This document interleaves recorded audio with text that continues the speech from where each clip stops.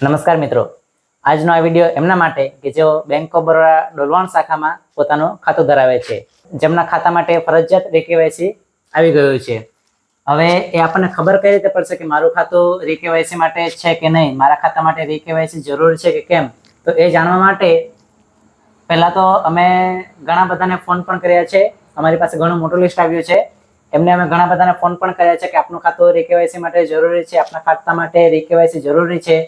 તો તેવા લોકોએ તાત્કાલિક ધોરણે આપના જેમની પરથી ફોન આવ્યો છે તેમની પર અથવા તો જે આપને જે નજીક પડતો હોય ત્યાંથી તેમણે પોતાનું રીકેવાયસી કરાવી લેવું. અમને જેમને ખબર નથી, કારણ કે ઘણા બધા એવા છે કે જેમનો મોબાઈલ નંબર બંધ આવે છે, જે કોઈ ઉપલબ્ધ નથી અથવા તો ઘણા સમયથી સિમ કાર્ડ બંધ થઈ ગયો હોય એવા પણ નંબરો છે.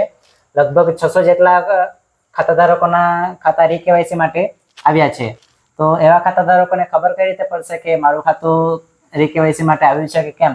તો તેમણે જો જાણવું હોય તો આપ સીધો બેંકનો પણ સંપર્ક કરી શકો. આપના ગ્રાહક સેવા કેન્દ્ર પર જે મિત્ર બેઠા છે તેમનો પણ સંપર્ક કરી શકો.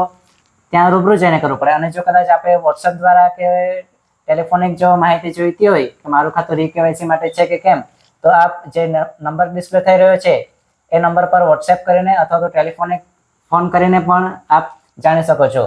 જેના માટે તમારે ફક્ત તમારું બેંક પાસબુક સાથે રાખવાની જરૂર છે, ફક્ત જાણવું હોય તો.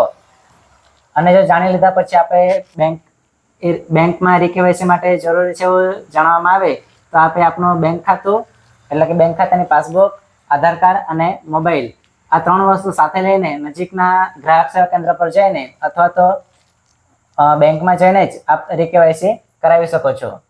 આભાર.